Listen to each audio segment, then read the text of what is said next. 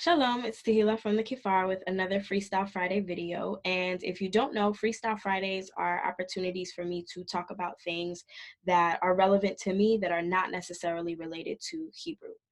And in this video, I am going to talk about how service providers and freelancers and entrepreneurs and small business owners can protect themselves, particularly when it comes to getting paid.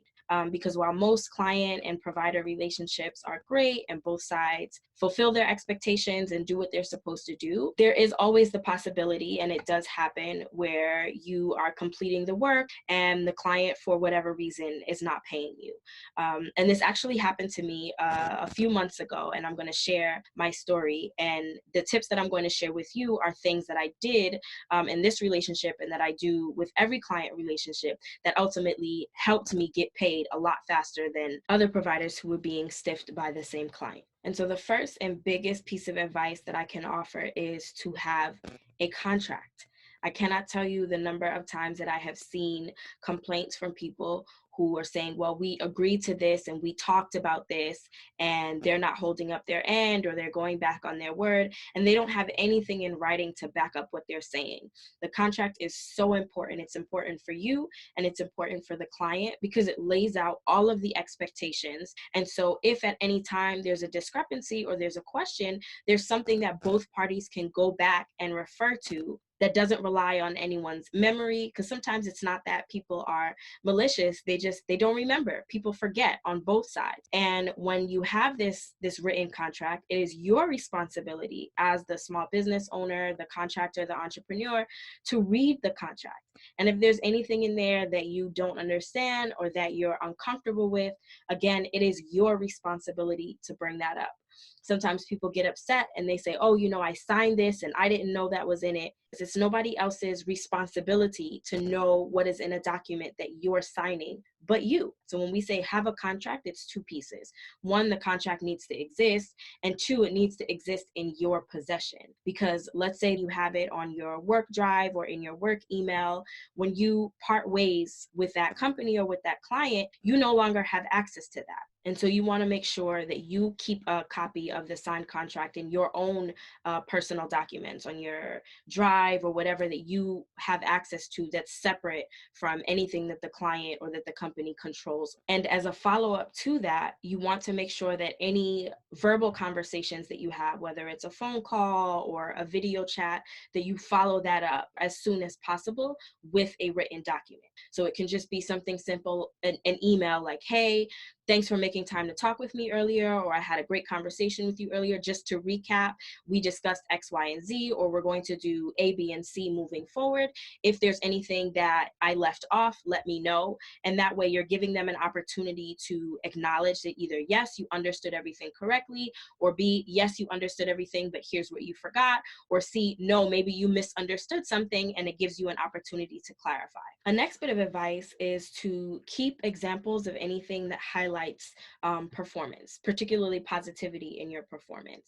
One, because it's just great to have in your portfolio to show that people are pleased with your work, whether you are working with students or whether you're working directly with the client themselves. It's good to have in your portfolio. Two, if you are trying to build a long-term relationship with the client or maybe get a job out of the deal, you can use that positive information not only to bolster your claim, but also to negotiate for a raise. And three, if things do go south and there is an issue where the client is claiming things about your performance that you don't feel are accurate, you now have this information that you can use to combat the statements that the client may be making. And so my last bit of advice would definitely be to keep records of anything that looks suspicious, things that are red flags, so to speak.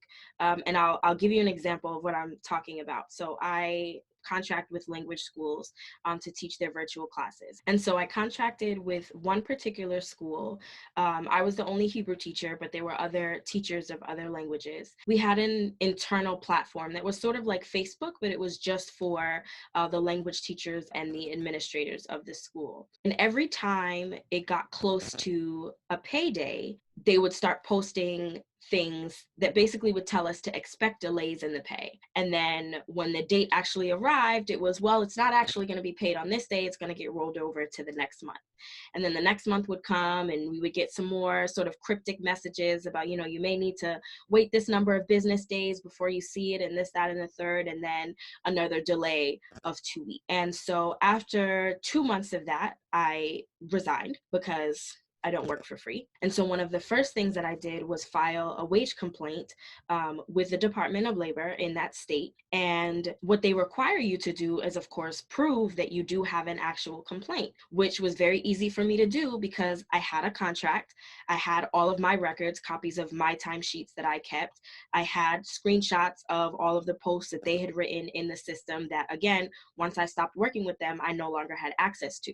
So it was important for me to have kept all of those things on my own drive. I also had all of the email exchanges, again, because I BCC'd my personal email on anything that I sent out, and any responses that I received, I forwarded to my personal email. So I had all of that ready to go, and was able to submit that to the Department of Labor. And so while this was happening, I was still going back and forth via email with the company. And again, having access to my contract and having access to the screenshots and all of the documentation that I took was very, very helpful, because sometimes someone would say something that was just false. It was either not a condition that was in the contract, or it blatantly contradicted something that they had written 2 weeks prior, or something that they had posted in our platform. And ultimately, in the last email that they sent, it was, well, since you don't work with us anymore, we'll pay you when we get around to it, but we have other people that we need to worry about. And so my response was, well, I have already filed a claim with the Department of Labor,